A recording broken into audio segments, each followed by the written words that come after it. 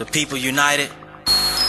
The people united will never be defeated. Oh, I already said that. Greetings, activists and revolutionaries tuning in from across the globe.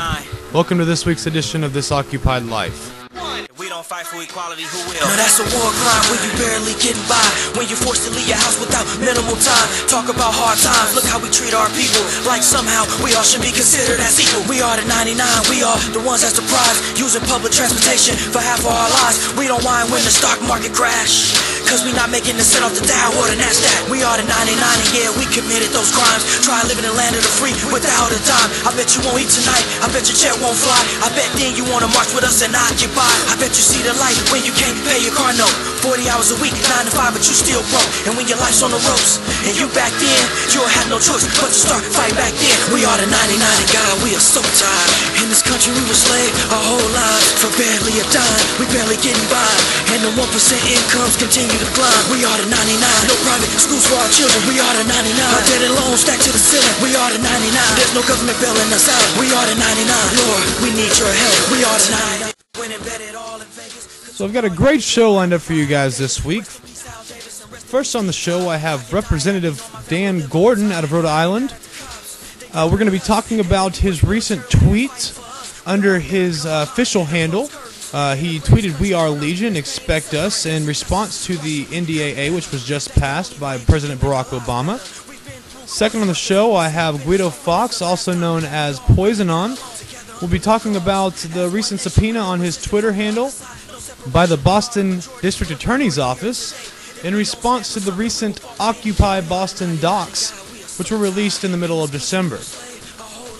Our last guest on the show will be a personal friend of mine out of San Francisco, another fellow streamer at PunkBoyInSF on Ustream. We're going to be recapping some of the events and the actions that have been taking place over on the West Coast. We'll be talking about the Occupy the Port shutdown, Occupy the Rose Parade, as well as the upcoming Occupy Congress, which takes place on the 17th of this month. We'll also be discussing yet another instance of suppression of the media by the police, this time in New York. Global Revolution Studios and base of operations raided twice in 24 hours. Should all make for a really great show, so make sure that you stay tuned in. You're listening to This Occupied Life. We are the 99 and God, we are so tired. In this country we were slaves our whole lives for barely a dime. We barely getting by, and the 1% incomes continue to climb. We are the 99, no private schools for our children. We are the 99, our debt and loans stacked to the ceiling. We are the 99, there's no government bailing us out. We are the 99, Lord, we need your help. We are the 99, God, we are so tired. For this country we were slaves our whole lives for barely a dime. We barely getting by, and the 1% incomes continue to climb. We are the 99%. We are the 99%. The people united will never be defeated. In the first segment of today's show, we're speaking with Representative Dan Gordon of Rhode Island, who shocked the world last week by tweeting, "We are Legion, expect us," under his @RepDanGordon Twitter handle. The tweet was in response to his outrage against the passing of the National Defense Authorization Act, which gives the government the ability to detain U.S. citizens indefinitely without fair trial if they are suspected as terrorists. We also have with us Eric Black, a close friend and fellow occupier, as well as, in my opinion, an expert on the NDAA Act. Good morning, gentlemen. Welcome to This Occupied Life. Good morning, and thank you for having us. So I have to admit, Representative Gordon, I've done some research on you, and I have to say you've led quite a crazy life. But one of the things that I genuinely like about you is the whole I just don't give a damn mentality that you seem to have about yourself. It appears that most of your fellow House members strongly oppose not only your viewpoints, but some of your actions as well. It seems to me your response has pretty consistently been, I'm not going to be politically correct, because I'm not going to resign from office. This is me. Get used to it, because I'm not going anywhere. How has that been working out for you so far? Well, I can tell you that I sleep well at night. My conscience is clear. And, you know, I thought about this before I ever even contemplated running for office. I knew that my life would become an open book. There would certainly be some questions and even political attacks. But I knew that if I could use the bully pulpit to help spread the word of freedom and maintain constitutionality, or get back to it is more appropriate, then my mission would be accomplished. What possessed you to push things even further and proclaim public support for a hacktivist organization known as Anonymous, which has been under investigation by the FBI since December of last year? Well, that's interesting. The reason I reached out to Anonymous is because they have an outstanding network. And we also share some of the same beliefs regarding freedom. When it gets to the point, especially regarding such onerous legislation as NDAA, we no longer will have the ability to have that animating contest of ideas and freedom of expression. So once one loses it, we're all in jeopardy of losing it. And when we all lose it, that's the end of our country as we know it. I'm not going to lie to you. At first, I really thought your account had just been hacked. And I was kind of weary to actually invite you on the show. I didn't know if it was actually you. And then once of course, you had emailed back to me, and I kind of did a little research. I was pretty sure that it was you I was speaking with. And it also seemed that many of the Anons were not so quick to jump on the Dan Gordon bandwagon either. Your past was quickly brought into question, and it appeared that some trolling was even taking place. Sure. After taking the time to explain yourself to some of the Anonymous members, do you feel their opinions of you have changed at all? I think so. And, I think they would be remiss, as would anybody, if they didn't vet who they were talking to, especially a politician who, politicians are the ones that put us in this mess. So I think that they did their due diligence in checking me out. And it's often, with the particular situations that were brought up in some of that trolling, it's difficult to explain in 140 characters or less on Twitter. But, I think they did the right thing by vetting who I am. And asking some of the tough questions, and I'm an open book. I'm free to answer any other questions that may come up, and I certainly appreciate them doing their due diligence and for spreading the message about NDAA in particular. And do you expect any backlash about your recent tweets to Anonymous? The thought has crossed my mind. And it's a possibility. The world is a dangerous place, especially when we have politicians that want to make it even more dangerous and try to abscond our freedoms. I'm not going to live in fear by being silent when my job, my primary responsibility as an elected representative is to protect individual freedoms. That's what the basis of government is supposed to be all about, protecting individual freedoms. And like I mentioned earlier, I'm able to sleep at night with a clean conscience, so I'm going to continue. I haven't committed any crime as of late, and I don't intend to. I don't advocate, breaking the law. But whatever sort of fallout that may occur, just by mere association, so be it. Well, you've definitely got the attention of Anonymous, and you've definitely got my attention as well. So what I think I'm just going to do is just open the floor to you for a few minutes, and I'm going to ask you, what are your beliefs, what are your solutions, and how do we fix this corrupt system that has been implemented of the few controlling the masses? How do we restore to America true democracy by the people for the people? Well, that's a question that we could probably spend hours on, talking about the various means and methods that have been used by the tyrants to get us to this point in time. My beliefs are, I'm a libertarian by nature. I believe that people should be free to do as they please with their lives, with their bodies, as long as no harm is brought to others. It's all about individual freedoms. Now, to talk about how we got here, in short, what has happened, I believe, the American people in this government that's supposed to be by the people for the people have gotten complacent. We've gotten comfortable. We've also been overburdened by some of the onerous taxation laws. It wasn't that long ago where the traditional nuclear family, comprised of, mom, dad, and the kids, let's look back at, for example, like the old Leave It to Beaver sort of scenario. Mom was a stay-at-home mom, took care of the kids. Dad went off and was the breadwinner. Now, due to excessive taxation, in part, usually more often than not, both parents have to work. Life is hectic. Life is crazy. In just surviving. Then if you have time to do your sit down with your kids and do homework, have a meal, maybe watch a little TV, spend some quality time with your family, go to bed, and then do it all again tomorrow. So that, in conjunction with complacency, not knowing history, not knowing our Constitution, so that when issues like NDAA come up, you can refute it with the facts. I think that's where we've gotten to. And I've got to tell you, I love the Internet. I love the Internet. I love social media. I probably use it more than any other elected representative that I know. It's the Gutenberg press of this century. The wealth of information that can be obtained and spread via that medium is absolutely incredible. And I think, no, you know what? Retract that. I know.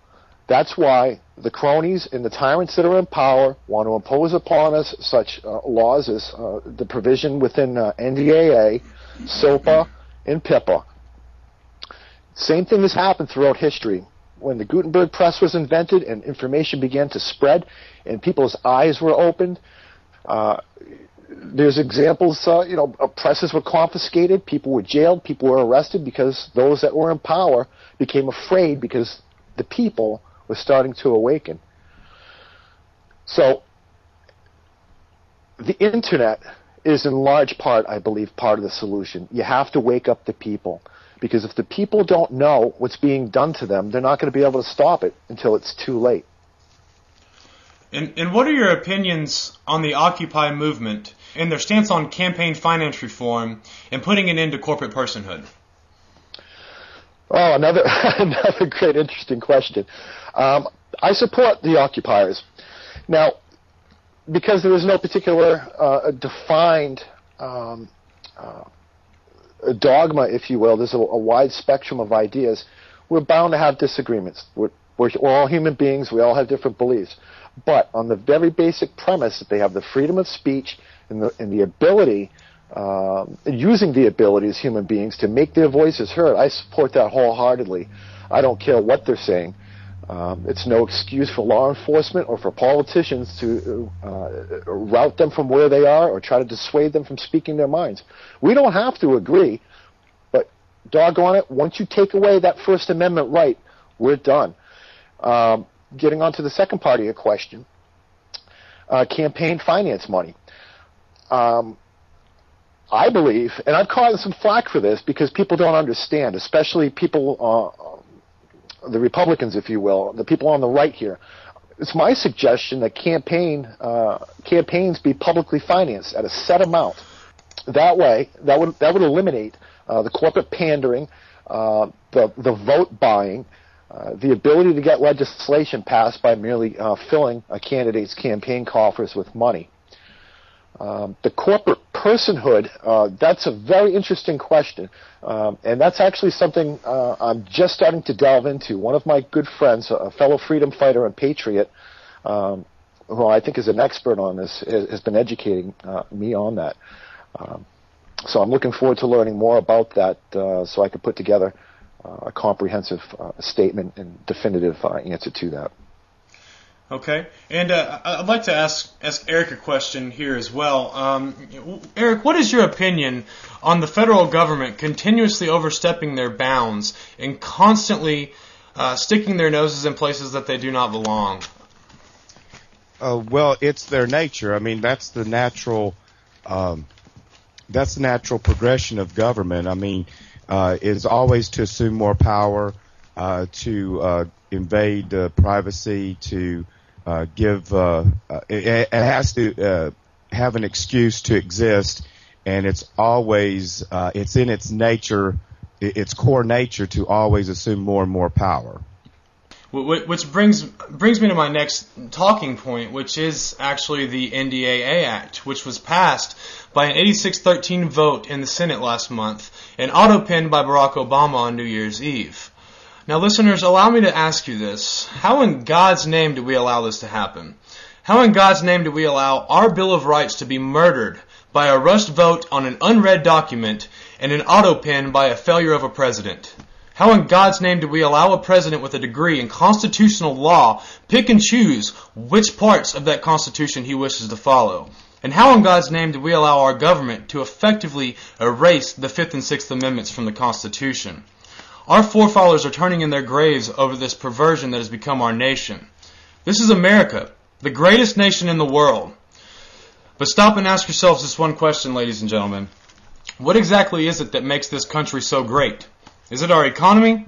I think we can all agree that's not the case. Is it our consistency to fight other nations' wars while we ourselves can't quite seem to get our own issues under control? Again, I think not. Perhaps it's the filth that fills our televisions that's rotting the brains of our children, or the fact that our country contains more prisoners than any other country in the world. All that aside, America has still done some pretty remarkable things. We put a man on the moon, found the cure for polio, and invented the internet. We're one of the only countries that divided ourselves into a civil war, slaughtering our brethren, and only a short while thereafter went on to rebuild, reunite, and live in peace again. Yet all these accomplishments still are not what makes the United States the greatest nation in the world. What makes America the greatest nation in the world is the principles it was founded on. The hope for a better world in a sea of suppression. The hope that one day every man and woman in the entire world will know freedom. That is what makes this nation great. And we have allowed these principles to be trampled on by politicians pushing their own agendas. So I'll ask you, gentlemen, where do we go from here? Representative Gordon? Well, that's a fantastic statement, and that lends to exactly what Eric was saying earlier about the nature of government expanding and overreaching and ever hungry for more and more power and control. Where do we go from here? Well, I think Occupy has made a great start in that. The utilization of the internet, capturing the media, and thereby getting the attention of people worldwide. It's a good start. It's a great start. And I'll tell you what, if the politicians and those elected representatives don't take heed, well, we're going to vote you out. And I'm an elected representative, and I've told my folks, when I do wrong, or if I do something that's not truly representative of you, let me know. Call me. Tell me. And we'll talk and we'll get together. This is what the other politicians need to do, the other elected representatives. And also, I have to note that there's something peculiar here in the state of Rhode Island, and I think it happens nationwide. We've had single-party rule in this state for nearly 70 years. For over 70 years, 74 years. We have got one of the highest unemployment rates in the country. We are one of the least business-friendly states in the country. A report just came out a couple of days ago that Rhode Island has the number one largest exodus of people from the state. But yet they continue to raise taxes. They continue to cry for more and more revenue, the government that is. So, that being said, the people themselves that are tasked with casting a vote for a qualified representative need to educate themselves, wake up, and realize that voting in the same old bums that have put us in this situation need to go. They need to go. Eric, anything to add to that? Where do we go from here? Well, that was well said by Mr. Gordon. The people need to get themselves educated again and caring about their government. They need to. There's nothing wrong with after a hard day's work, going out for entertainment or relaxing. But the American people are too distracted by bread and circus and not caring about their government anymore, our educational system doesn't even educate them anymore on how their government runs and how important it is to participate in it. So it definitely, we need to educate everybody and try to wake up minds to get involved and care about their government again and keep an eye on what's being done. You know, that's a fantastic statement, Eric. You're absolutely right. We get comfortable. People get comfortable, and let's talk about really quick one comment. When was NDAA passed? It was passed on New Year's Eve when most people were enjoying themselves, and rightly so, in celebration of the New Year coming in. This is how onerous and evil our government has become, and exactly. Once we allow them to take that away from us, there will be no more leisure time, so to speak. Freedom is a contact sport. And speaking of the NDAA, a lot of people actually misunderstand the amended version of the NDAA Act. Eric, can you please elaborate on how the powers that be simply flip some wording around, move some paragraphs from one page to another, in order to push their personal agendas and make this sound more constitutionally acceptable? Well, that's exactly what happens with some of this government legalese when they pass legislation. I mean, I was watching it quite intensely while they were still debating it in the Senate, and wording kept getting changed. Of course, amendments get added and then they get taken off. That's part of the process. But one of the biggest things is that, when we went to talk with Senator Corker's office and his staff, it was they said that it was not going to be for Americans, and it only upholds existing laws. And what people don't understand is that the existing laws are things like the 2006 John Warner Defense Authorization Act, the Patriot Act, and also the Military Commissions Act. And yes, in the Military Commissions Act, in Section 802, it says that the President or the Secretary of Defense or a tribunal set up by either one of those people can deem anybody, can make the determination for anybody or any group to be an enemy combatant or a terrorist. And that is law, and that's what this NDAA of 2012 has done, is it gives power to the 802. So they add sections in on different pieces of legislation that gets passed, and they build upon it, and then you have the different agencies that can all of a sudden start writing a lot of policy, thousands of pages of policy from just those acts. And that's what people don't understand, is now now the agencies in the executive branch can interpret it the way they want to in a lot of ways. And then if bad things start happening, then you got to go all the way possibly up to the Supreme Court to try to stop it. And in the process, lots of people will lose their rights and have their rights infringed. Representative Gordon, anything to add to that? Yeah, Eric is spot on.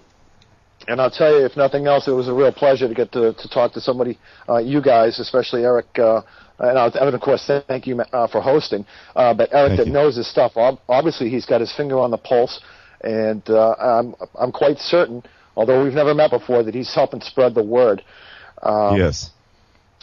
So that being said, I really can't add much to it. I mean, he's nailed it. He's spot on. And just one other thing would be that, even going to the process of trying to overturn bad law via the courts is an arduous task.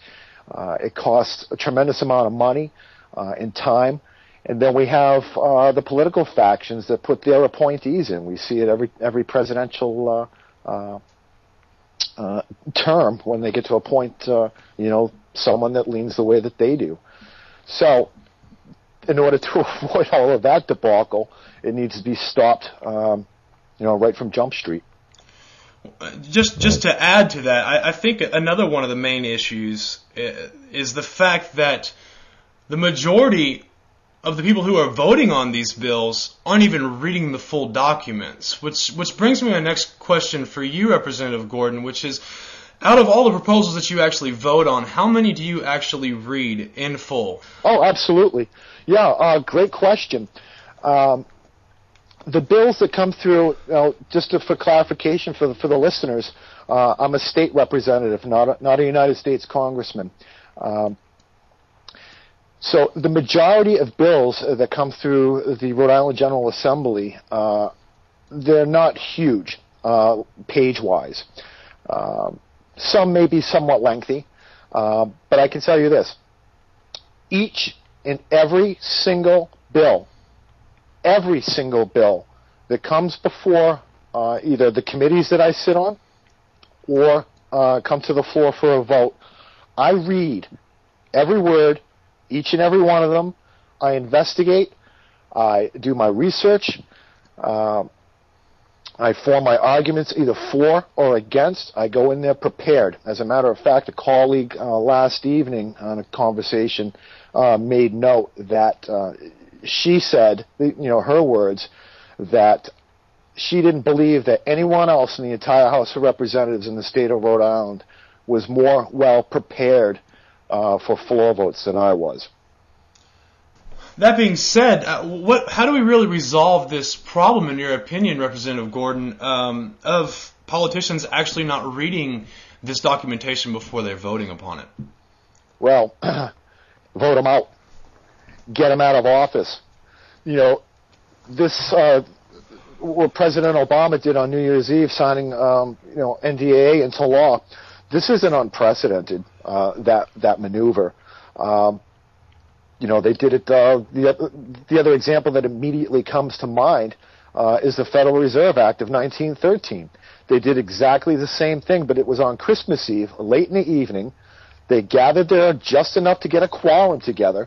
When most people and most of Congress was home with their families celebrating the holidays, they went ahead and passed this thing. They passed the Federal Reserve Act. And coincidentally, just in a side note, the passage of the Federal Reserve Act of 1913 just had its 98th birthday this past Christmas Eve.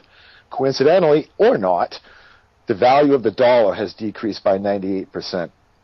So, to answer your question, vote them out. And it goes back to everything that you and both Eric was saying earlier, and myself, that we've got to wake up the people and take these elected representatives to task, because they're just going to keep having their way with us if we don't. That's very interesting that you brought up the decreasing of the American dollar. What are your personal opinions on auditing the Federal Reserve? Well, I think it should be done. I think Congressman Ron Paul has attempted to have a full comprehensive audit of the Federal Reserve, and of course that's resisted at every turn because they don't want us to know what's going on in that conglomerate of privately owned banks, which is neither federal nor a reserve.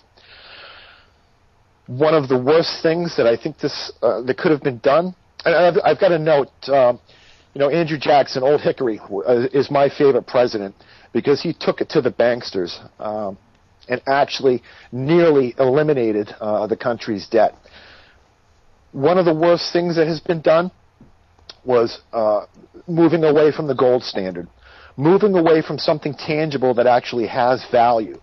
And we can see that the fruits of that, or the rotten fruits of that, if you will, with this quantitative easing or these stimulus packages we see that keep coming out. When the debt burden gets so high, what's their solution? Fire up the printing presses and print more worthless paper. And it's not a stimulus. It hasn't worked. All it does, the only thing it's worked at doing is creating a glut of currency on the market, which of course devalues it. So it's worth less and less and less, and what traditionally happens after that is inflation. We only have to look back to the Soviet Union or Weimar Germany in the history books to see that. Anything to add to that, Eric, real quick before the break? No, Mr. Gordon said that quite well. I agree 110% with him. The Federal Reserve was passed in the secret and in the dark of the Christmas Eve of 1913, and that put the American people into bondage to the large banks of America and some of the international banks in that private. It's definitely not a government agency. It is a private institution, and I would say a cabal of the banks. And right after that, the income tax act went through, and so they shifted the burden from international trade and the corporations and the banks that were getting a lot of the burden of helping run this country's government. That shifted from them, and it went onto the backs of the American people. That's a great point. And if we recall, that tax was supposed to be repealed. At the time, it was only supposed to be for supporting the war effort, but of course they never repealed it. And for the listeners, if you want to learn about the cabal and how it came about, I suggest you can go to Google Video and find it. It's called The Creature from Jekyll Island by G. Edward Griffin. Exactly. Check it out. Okay, gentlemen, unfortunately, we've run out of time. We're going to have to move on to our next guest. I just got two quick questions for you, Mr. Representative Gordon, before we head to the break. Might sound a little crazy, but I definitely do want to know. Do you happen to have a secret Guy Fawkes mask hiding away in a closet or drawer somewhere? Well, if I told you, it would no longer be a secret, would it? Good answer. And secondly, which candidate would you like to see take the election in 2012? Unabashedly, hands down, Congressman Ron Paul. Lastly, if anybody was interested in getting a hold of you, Representative Gordon, how would they do so? You can find me on Twitter. It's at Rep Dan Gordon. That's REPDANGORDON. And I try to make a conscious effort, if people have questions, to answer all of them. But please understand and be patient, because due to some of my new friends, Anonymous, OWS, they've got quite a following now, and I want to thank all of you for that. All right. Well, thank you, Mr. Black and Representative Gordon, so much for giving me your time. It's been a great conversation, and I really look forward to hearing from you both again real soon. Y'all have a good day. My pleasure. Thank you. Thank you.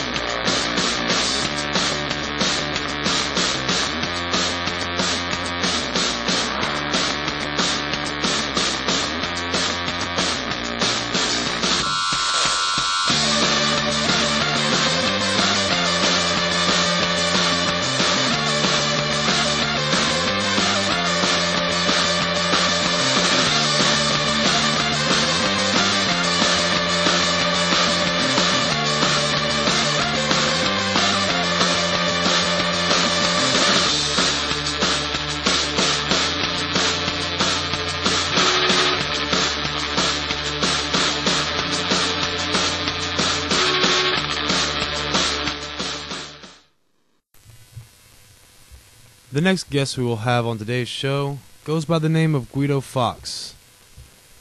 He is more commonly known by his Twitter name, which is @Poisonon.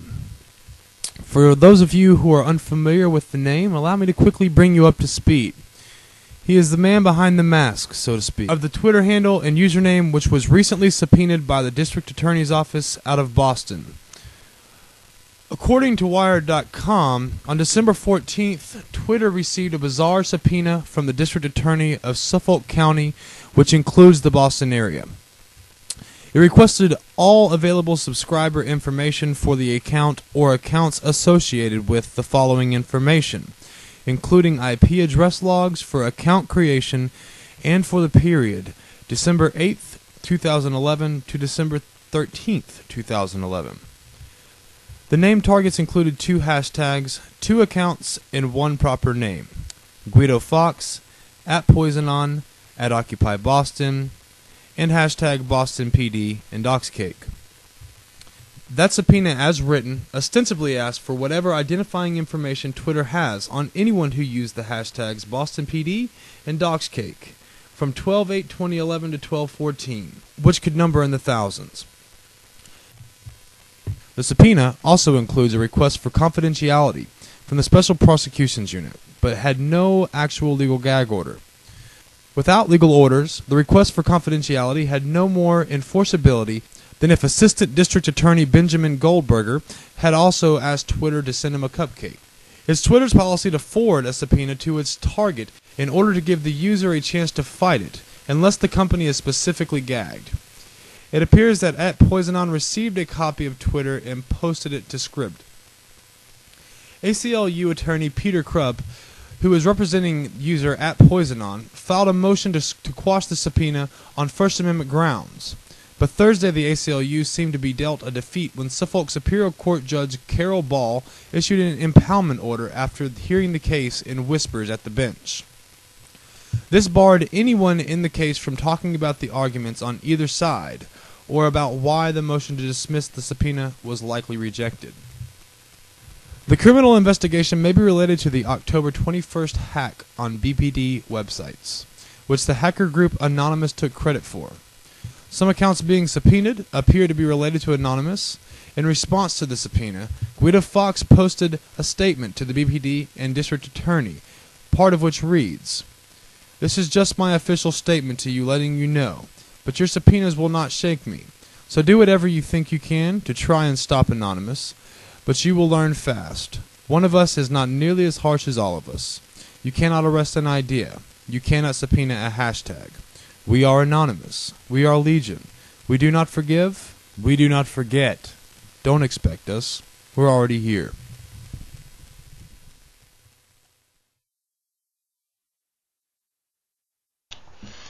I'd like to welcome to the show the man that somehow managed to get himself mixed up in all this mess. Guido Fox, welcome to This Occupied Life. Hey, how's it going? Pretty good. How are you doing, sir? Good, pretty good. Now, granted, I have the mindset of an activist. However, in my personal opinion, there's not really a difference between a few protesters locking arms to block entrance to a business and a group of online protesters using a DDoS attack to block entrance to a website.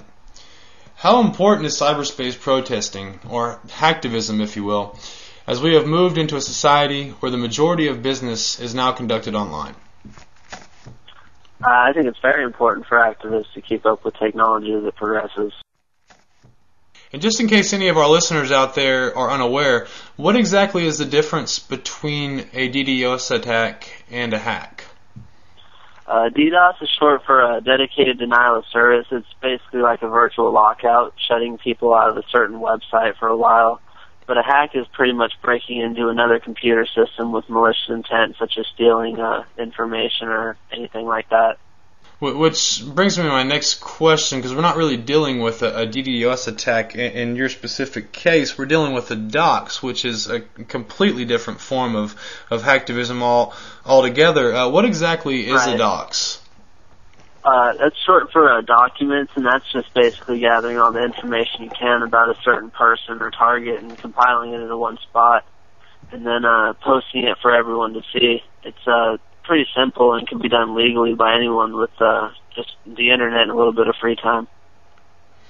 It's a pretty interesting way to hold certain figures accountable.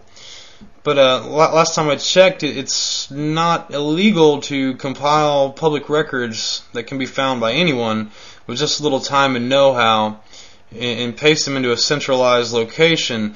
So I guess what I'm not really understanding is how these subpoenas really came to be. So why the sudden outcry against citizens spying back on a system that has been spying on them for years? I mean, we've all heard the saying, Big Brother is watching.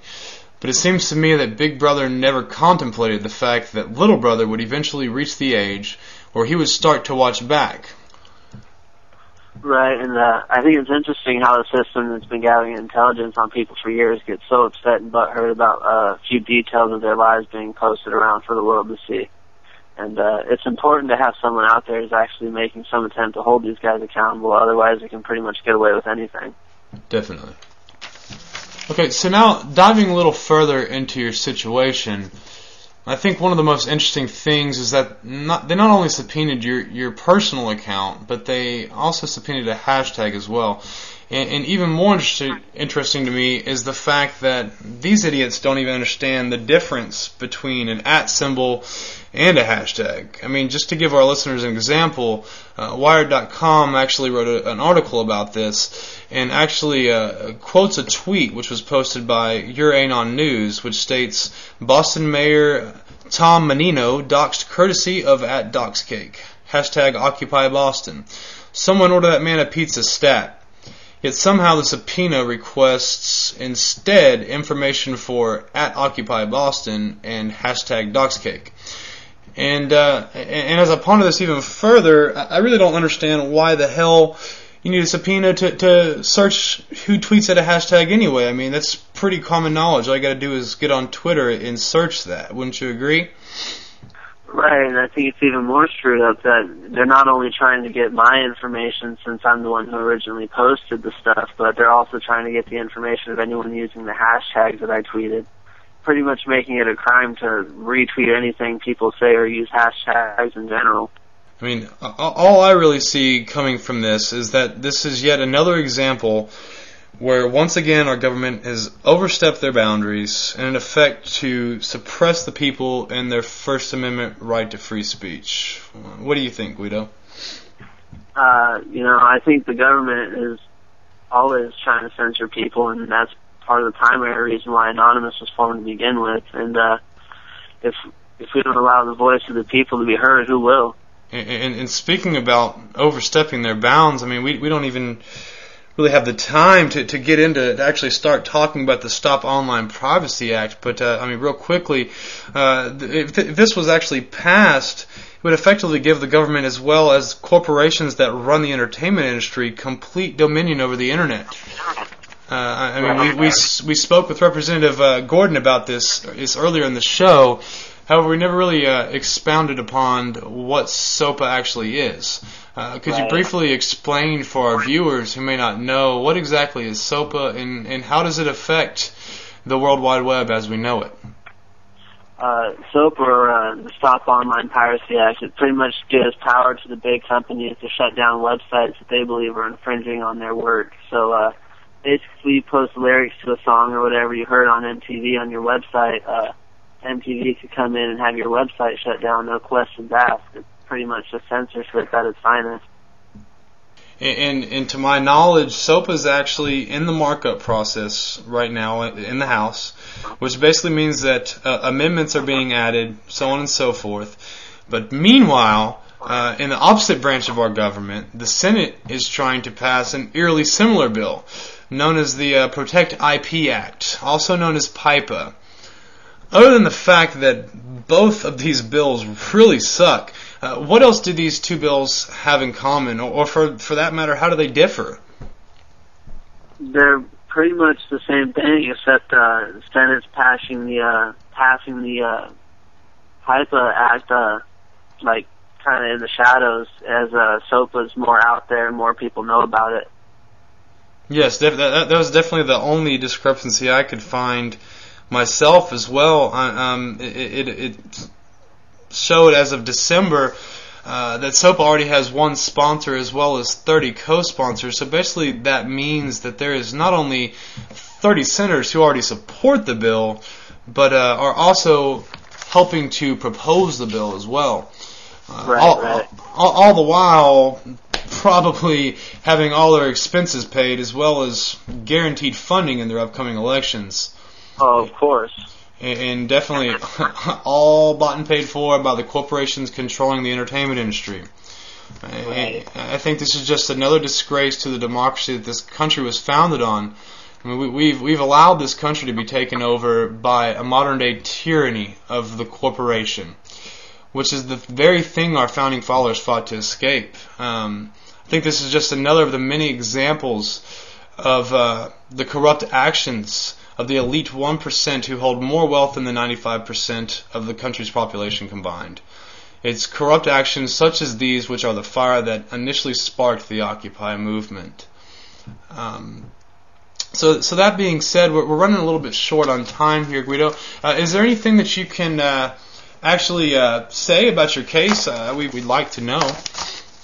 Right. There's not too much I can say as the gag order applies to me as well, but I do have a lot of support and it's being taken care of. So that's very good to know. I know that I was really interested in this story and following it. I'm very familiar with the timelines that are addressed in the subpoena and very well aware of my actions during that whole time frame as well. There was quite a few retweets and reposts of things that were out there, so that's good to hear that you know that it's still okay to exercise your First Amendment rights in the United States of America. Right. Well, Guido, I really appreciate you being on the show. Good luck with your legal battle. Make sure you keep up the good fight and keep us updated on how you're doing, man. All right, I will. Thank you. All right, thanks for being on the show.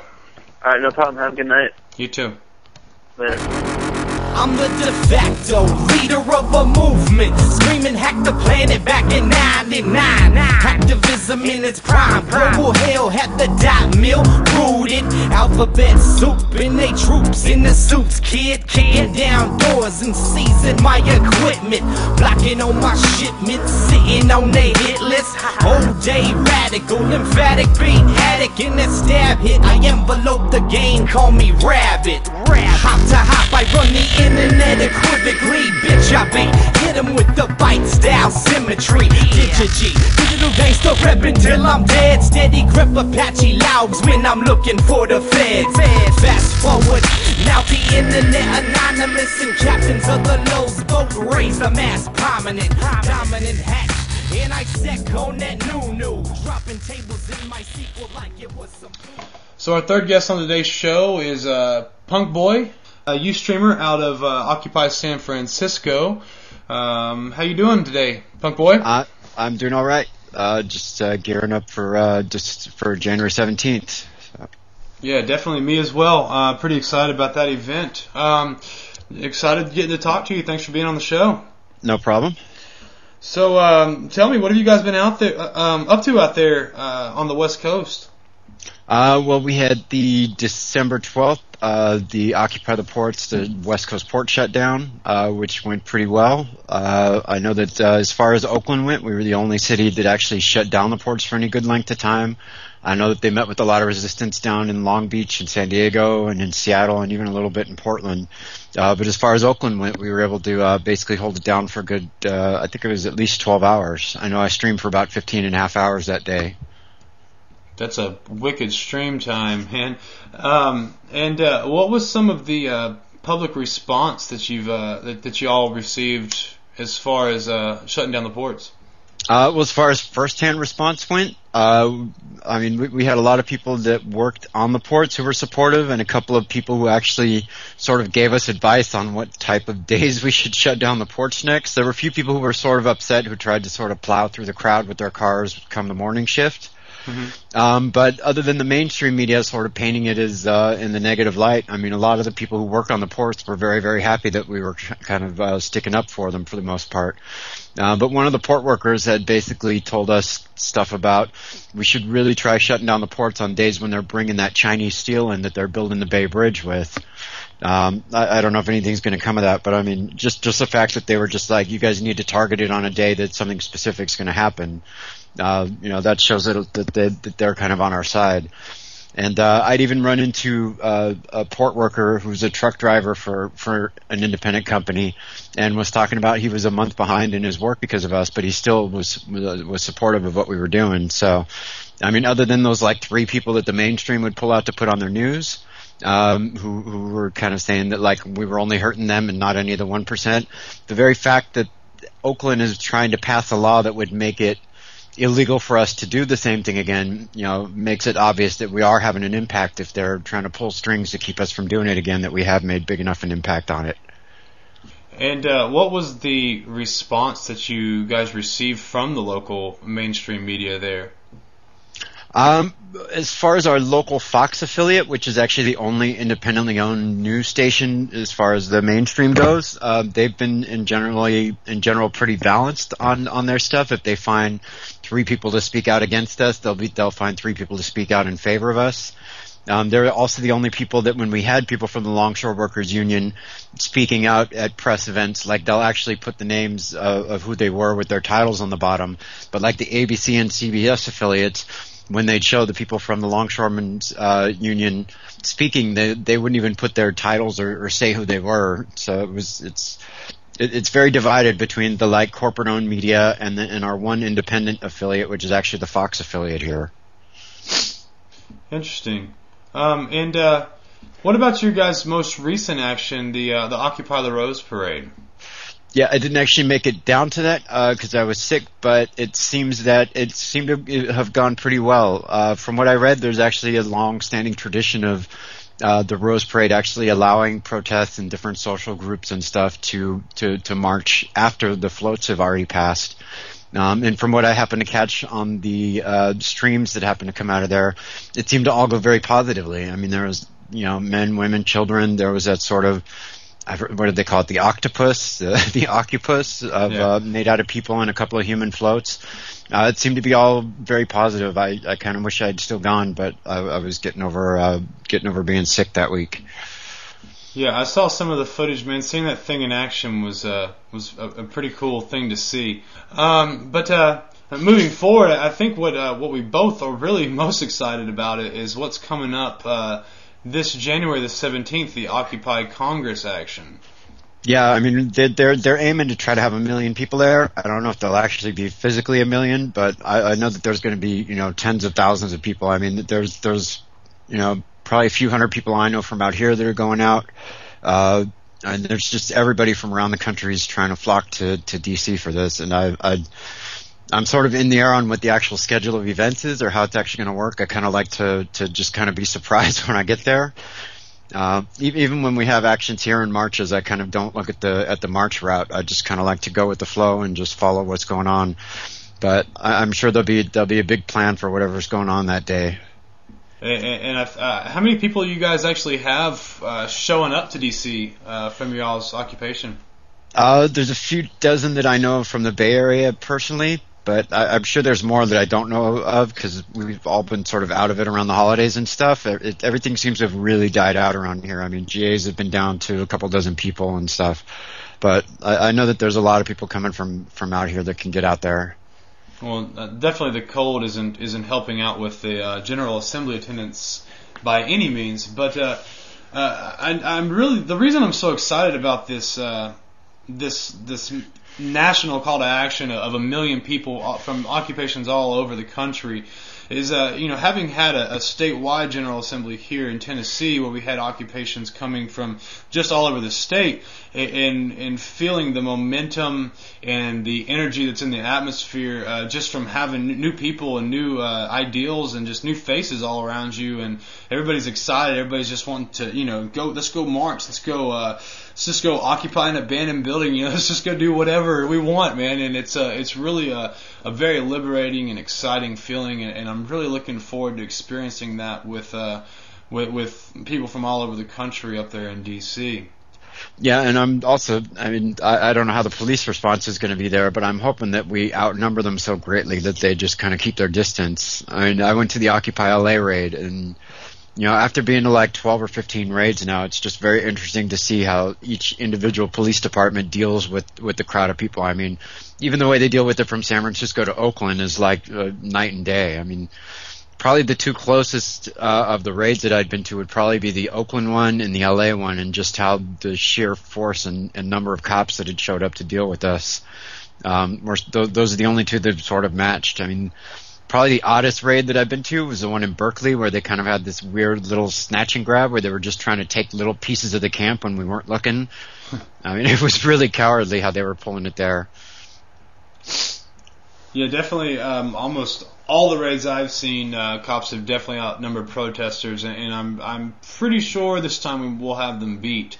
But speaking of cops, there's definitely one thing I want to touch on. We're running a little short on time here, but the recent raids on Global Rev Studios, man. What are your opinions on that, man?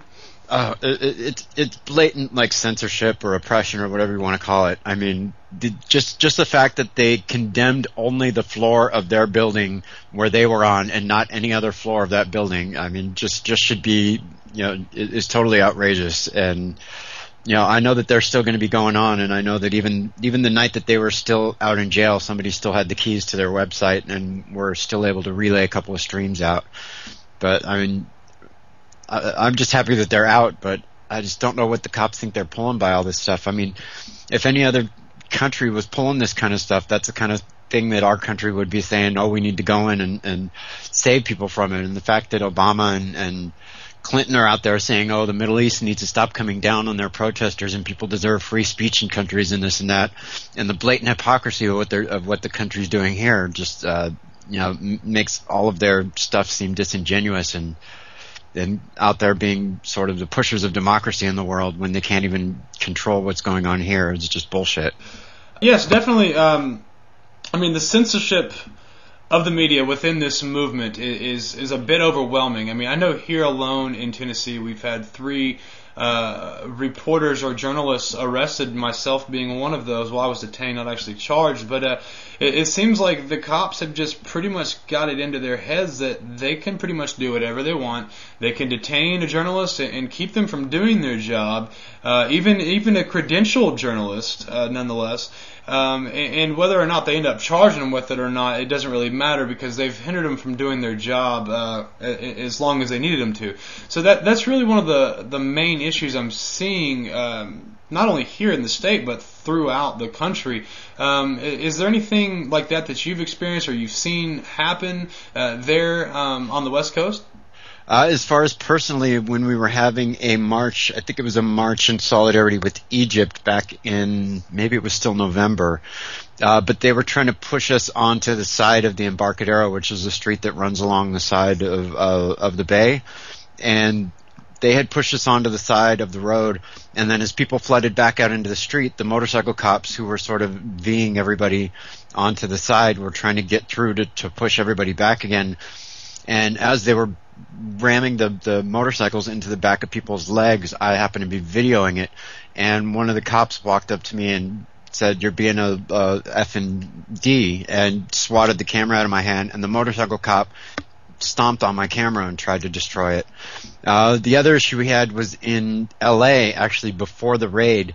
They had put out a press release only to certain mainstream outlets and had basically given what they called a media pull, and there was only like 12 or 15 credentialed, mainstream reporters, like 3 or 5 from each type of media, so like 5 from TV, 5 from print, 5 photographers or whatnot, that were the only ones that were permitted to be in the media pool in LA, and the rest, and everybody else was basically subject to arrest with any of the demonstrators that were there.